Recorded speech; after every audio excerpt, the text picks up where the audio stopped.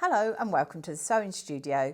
Today I'm going to show you how to make a cathedral window quilt using a layer cake.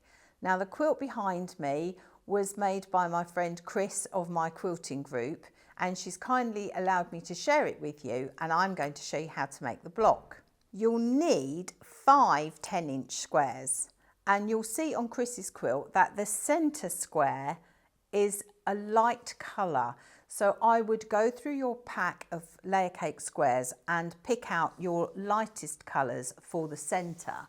So you can see on there you need 6 that are light to make this shape in the middle. So here's one that I've prepared, and I'm going to show you how we achieve this. So first of all, we'll take our 4 squares, and then we'll choose a lighter square. Doesn't really matter where you place them. So I'm just going to pop them like that for a moment. And then I'm going to take a light square, and that is going to be the centre, i.e. our window. So if I show you back on this one again, the light square is going to finish up as that. So the first thing you do is you take your light square and you fold it in half, and you fold it in half wrong sides together, so that you've got the correct side, the right side of your fabric is looking at you, and you will need to press that in half. And then we're going to lay that on top of one of our squares. Now we've got right sides together, and you can see that we've got the fold coming into the centre and all the raw edges along the top, and we're going to sandwich that with another square over the top. The beauty of this is you can do it with any size square. You could even do it with a charm pack, or you could maybe cut yourself 8-inch squares, as long as all your squares are the same size. So now you can see that we've got this half square folded in half in here, sandwiched between our other layer. And what we're going to do now is we're going to sew down this side using a 1/4 inch seam. So I'm just going to take that over to the sewing machine, and we're going to sew that down.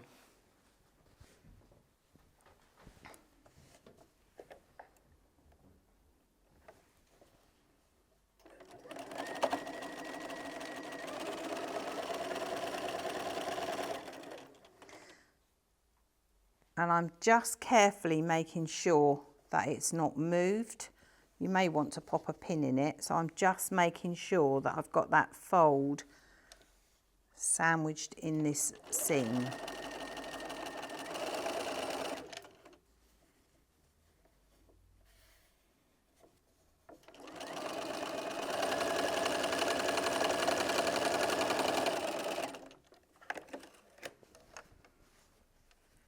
And then I'm going to go back to the other table so you can see the camera from the top down, because it will make it easier, and show you what I do next.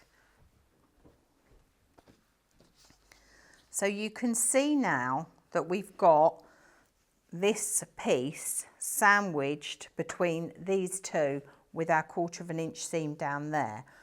And what we're going to do now is we're going to push those away, and we're going to take another 2 squares, and we're going to line this up. So don't worry too much about this edge. This is the edge we need to line up. So again, you've got your raw edge at the top and your fold in the middle. So we're repeating what we did on that side. And we're going to sandwich that in between these layers. Now I may just pop a pin in, because it pulls slightly because you've already got that side sewn. So I'm just going to pop a pin in there to hold it, because the other thing I now need to do, of course, is to flip it over, because I've got to go back to the machine and sew it from this side. So let's go back to the sewing machine.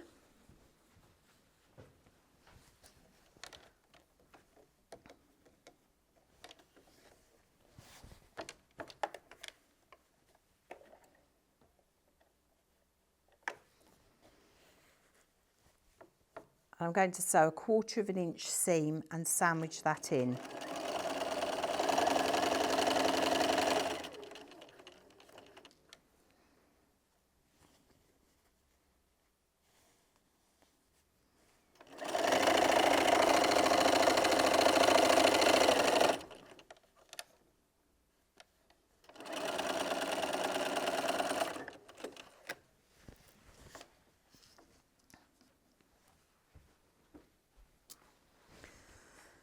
Now you can see that we've got the centre of our window sandwiched between these other pieces here, like this. So it's a really unusual way of doing your patchwork, but it gives a lovely finish. So now what I'm going to do is I'm going to open the centre like this.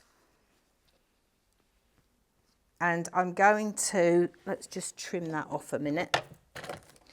Just trim off these loose threads.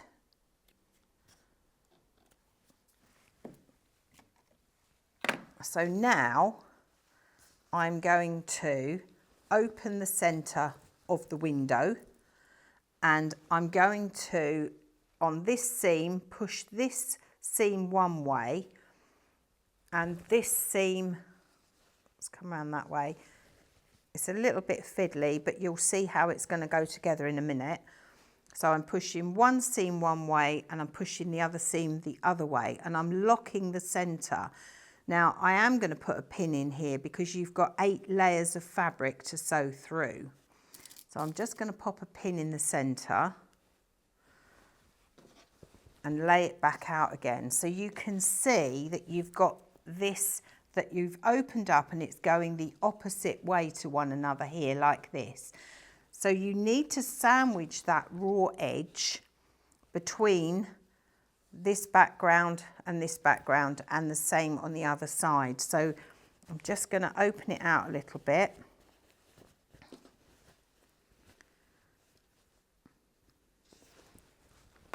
So you can see there that I've lined up all those raw edges, and then I'm going to sandwich that bit over the top of it. So it is a little bit fiddly, but take your time.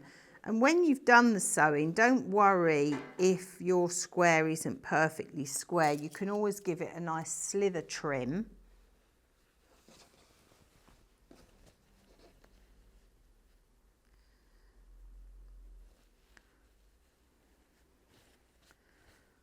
As I say, it's just a little bit fiddly. It's worth taking your time. You'll get a really good result.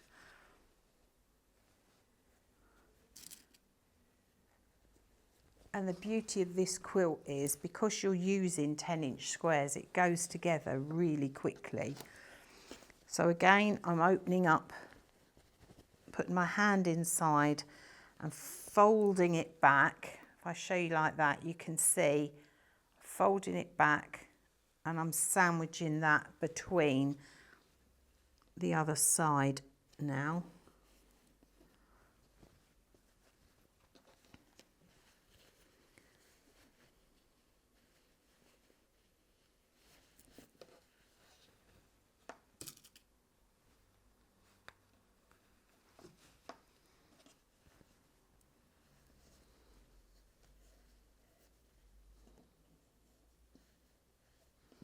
This is probably the most fiddly bit, but the more you do, the quicker you'll become at it. And as I say, it does grow really quickly because you've got 4 10-inch squares all of a sudden.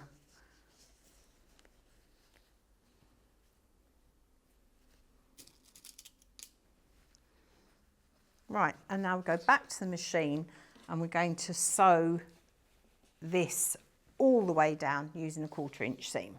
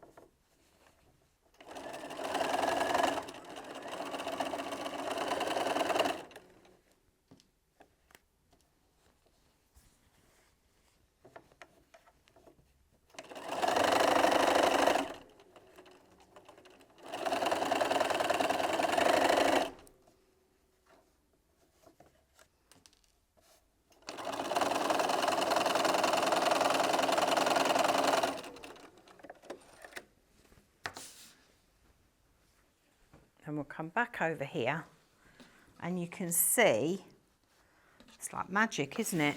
You can see that that is your centre, which is the centre of those curved pieces there. So I'm going to give that a good press, and because you've got quite a lot of bulk in the middle here, I turn it and press it the opposite way just so I can see which way my seams want to lay. So I'll press it from reverse and then I'm going to press it from the front as well.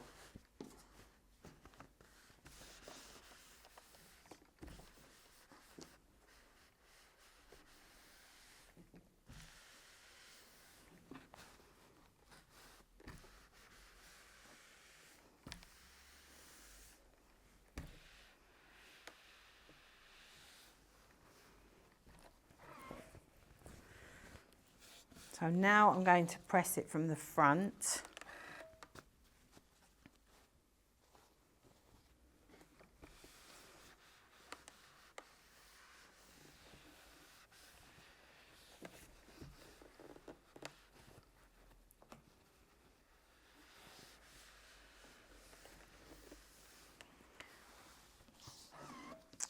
Now it may be that you want to leave your windows square, in which case you can just do a little stitch around here to hold it flat.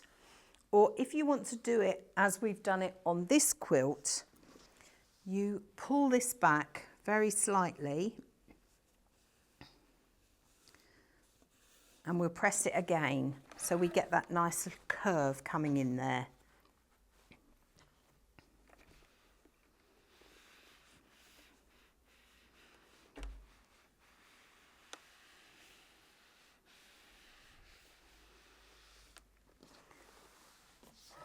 And we'll pop some pins in, because what we do is we do some little tacking stitches just to hold it down. Alternatively, you can make that part of your quilting, which I'll show you in a moment when we go over to the other quilt. So that's the effect you're trying to achieve. So if I show you on the one that I did earlier on, and this one has been tacked down, so you can see I've just done tiny little tacking stitches to hold it down, because I'm going to make that part of my quilting later on. So we're now going to go over to the quilt behind me, and I'm just going to talk you through how we put these blocks together. So the block we've just made, you can see that we've got 6 of those. So we've put 2 together there, another 2 and another 2. And then what Chris has done is she's got a dark border to frame that. And this is a 2-inch strip of navy, which she's framed those 6 blocks. And then the border is the rest of your 10-inch squares, only they're cut in half and then they're joined to make another border. And I can see that she's done cornerstones, so all 4 corners are the same fabric. So that's a really nice idea to do that. And what I like with her quilting is how she's just done a fairly simple quilt line going diagonally up there, there, there and there. And that frames this window. And then what she's done, which I really love, is she's done some hand quilting here. So as she's stitched that curve down, she's used that to do some hand quilting. So there's a mixture of machine quilting and hand quilting on this, which is lovely. And then she's used a dark binding to frame it. And I think that's a really lovely example of what you can do with a layer cake. So as always, have fun, and I look forward to seeing you next time here in the sewing studio.